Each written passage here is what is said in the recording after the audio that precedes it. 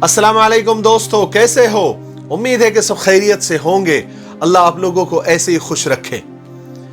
ये वीडियो मैं ख़ास तौर से इसलिए बना रहा हूँ कि सुबह में एक बंदे का कॉल आया मुझे और वो अपना दर्द सुना रहा था। चूँकि आजकल हमको कॉल भी बहुत ज़्यादा आने लग गए हैं और लोग अपनी परेशानियाँ, अपनी मुसीबतें और अपने गम हमसे शेयर करते हैं, हमसे अपनी राय मांगते हैं। हम भी कोशिश करते हैं क्योंकि हम वीडियो ही ऐसे बनाते हैं रिश्तों के ऊपर, रिलेशन के ऊपर, आज की हकीकत, आज की रियलिटी पर और आज के रिश्तों के ऊपर। तो लोग हमसे बहरहाल सवाल करते हैं और ये उम्मीद लगाते हैं कि कुछ हम उनको अच्छी राय देंगे। हम भी कोशिश करते हैं कि उनको अपने तजुर्बे से, अपने इल्म से या कुरान और हदीस के मुताबिक उनको उसका हल बता सके, तो हम बताते भी हैं। लेकिन सुबह में एक बाप का कॉल आया और वो बड़ा परेशान था, बहुत इमोशनल था और उसके इमोशनल कहानी सुनकर मैं भी खुद इमोशनल हो गया। असल में उसकी बेटी जो है वो अपने माँ बाप की मर्जी के बगैर किसी के साथ भाग जाना चाहती है और उसने अपने बाप को वार्निंग दी है कि अगर आप मेरा निकाह उसके साथ न करें तो कोई परवाह नहीं है, आपकी इज्जत इसी में है कि आप मेरा निकाह उसके साथ करा दो और खुशी खुशी मुझे विदा कर दो, वरना वैसे भी मैंने उसके साथ चले ही जाना है, चाहे आप निकाह कराओ या नहीं कराओ। तो अब बाप के सामने तो एक मुसीबतों का पहाड़ खड़ा हो गया। उस बाप की हालत क्या होगी ये हम और आप समझ सकते हैं। लेकिन बहरहाल मैंने तो जो बताना था अपनी तरफ से उसको बता दिया, समझा दिया, तसल्ली दी वगैरह वगैरह जो भी है। इसी सिलसिले में कुछ बातें मुझे याद आ गई। मैंने कहीं पढ़ी थी, अखबार में पढ़ी थी या कहीं इंटरनेट पे पढ़ी थी या किसी किताब में पढ़ी थी, पक्का मुझे याद नहीं है, लेकिन बहरहाल मैंने पढ़ी थी और वो मेरे दिल को टच कर गई थी।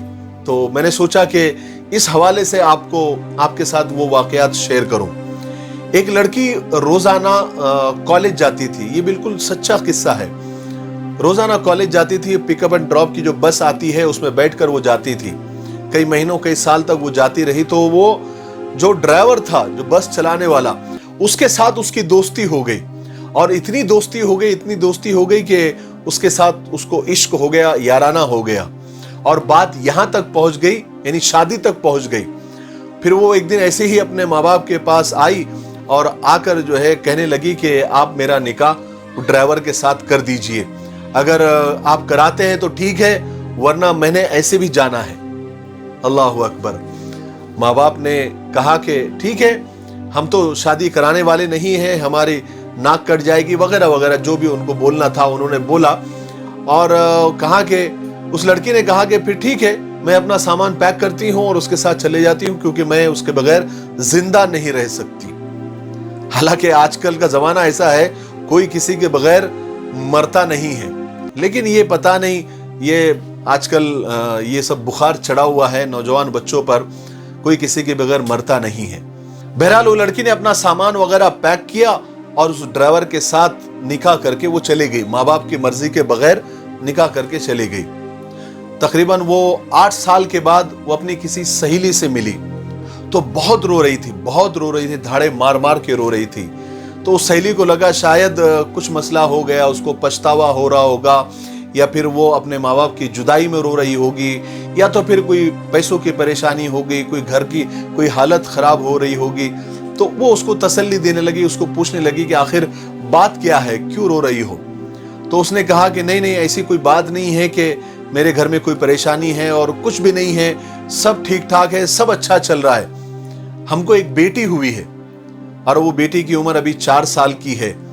तो उसका बाप रोजाना दुआ करता है, अल्लाह मियाँ से दुआ करता है और दुआ करते हुए वो रोजाना दुआ करता था। तो एक दिन मैं चुपके से उसकी दुआ सुनने की मुझे ऐसी ख्वाहिश पैदा हुई, तो मैं चुपके से उसकी दुआ सुनने लगी। तो वो रोजाना नमाज में ये दुआ करता था कि या अल्लाह, मेरी बेटी को माँ पर मत जाने देना, यानी मेरी बेटी को माँ जैसा मत बनने देना, माँ के जैसा मत बनने देना। या अल्लाह, मेरी बेटी को माँ जैसा मत बनने देना, उसको माँ के ऊपर नहीं जाने देना। कहीं ऐसा ना हो कि ये भी अपने माँ बाप की मर्जी के बगैर भाग जाए।